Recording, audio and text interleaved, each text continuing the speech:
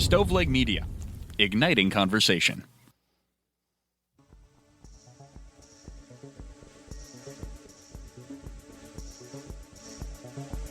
Welcome to True Crime to Go. What can I get for you? Man, I'm feeling something like explosive, dynamite. You got any bomb-related stories? Pull up to the second window and we'll see you next crime. Welcome to True Crime to Go. I am John, here with Jamie. How you doing, man? I'm not explosive, so sorry to disappoint you there. But I guess that could be a good thing.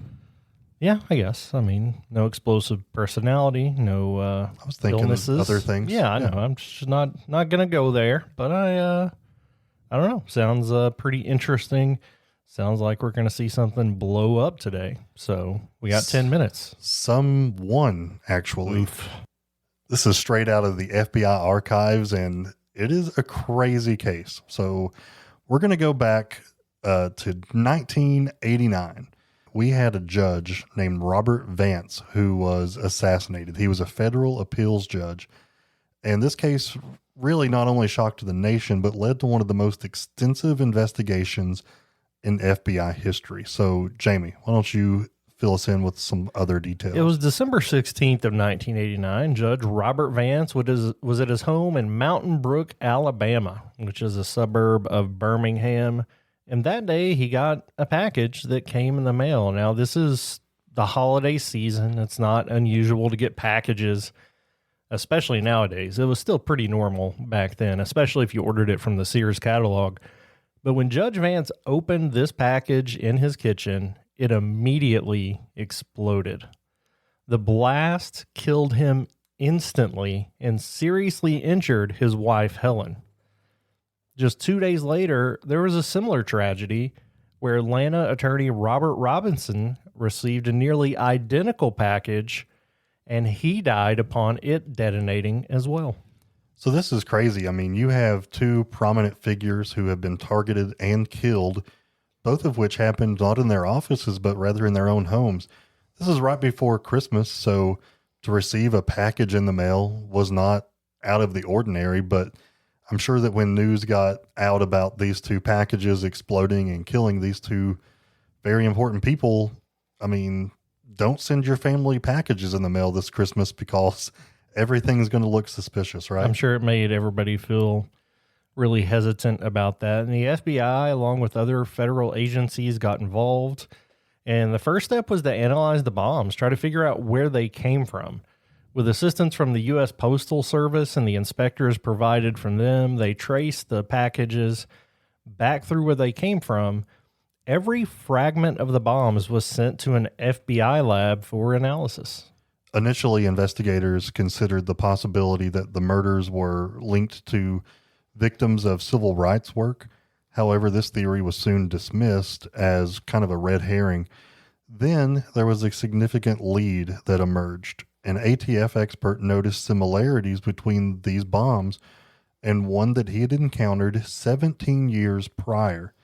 The individual responsible back then was a man named Walter Leroy Moody. So who is this guy? Well, first of all, just looking at a bomb, being like, yeah, I think I saw one like this before, about 17 years ago. Just, I don't know. Seems awesome, first of all, that he has that kind of memory, assuming he saw a decent amount of bombs. I mean, what if there was something super uncharacteristic about it that Right. would lead to you remembering it? Maybe that's the case. Maybe. So Walter Leroy Moody had a history with explosives. In 1972, he was convicted of possessing a bomb that ended up injuring his then wife when it detonated.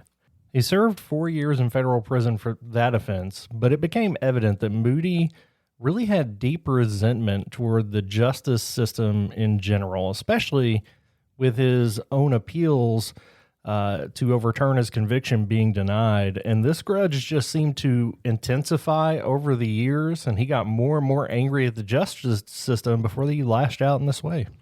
Yeah, and with him as the prime suspect, that's when the FBI could really dig deeper into this guy. They were able to scrutinize his purchases. They were able to look at who he was in contact with. And then most importantly, I think they were able to pull his phone records.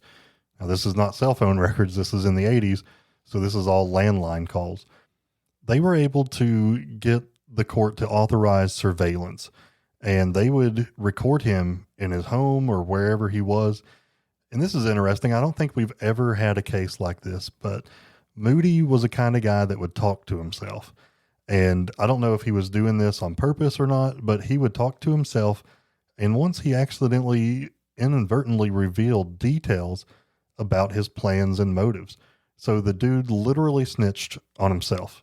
Reminds me of Robert Durst on the Jinx HBO series, who went to pee and was confessing to his crimes into a microphone. I don't know. Like, I guess whatever's inside of you has a desire to come out.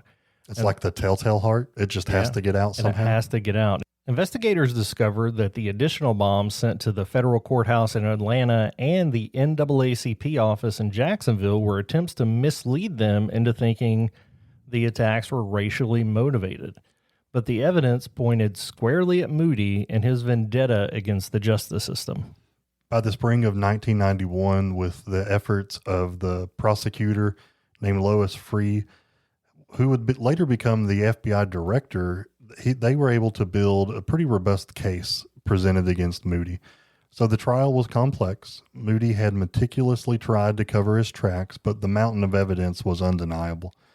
On June 28, 1991, Walter Leroy Moody was found guilty on over 70 charges, and he was also sentenced to life in prison for the two murders.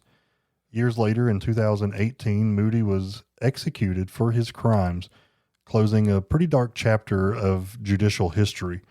Not very often that we cover someone who was actually executed, but this one was, and he murdered two pretty prominent members of society. So I think that when that happens, I think the path to execution becomes a little less treacherous. Yeah, I think it's unfortunate that these stronger sentences come when it is a public figure. I think everybody, I'm not pro death penalty, but I think everybody deserves the same amount of justice, no matter your standing in life. But I was not sad to see him put away for the rest of his life, killing a judge, killing a prominent attorney, and I have no doubt in my mind that he would have continued to kill if he didn't go to jail.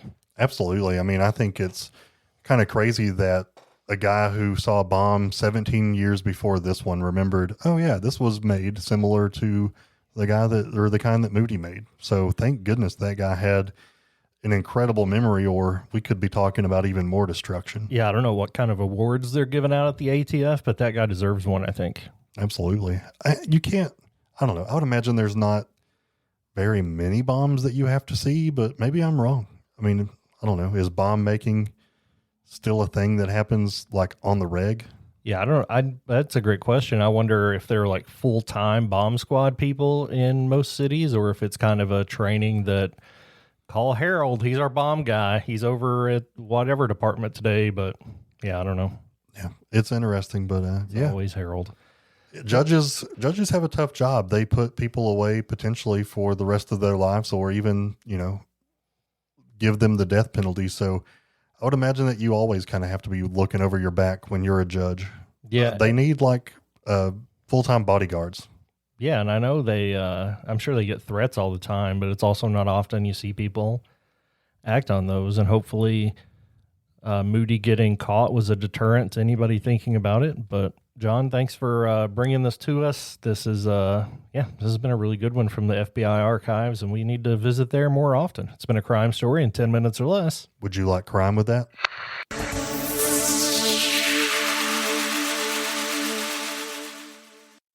You've listened to True Crimecast, distributed by Stoveleg Media. Check out stoveleg.com to find out more about your hosts and to find other podcasts to listen to. Stoveleg Media, igniting conversation.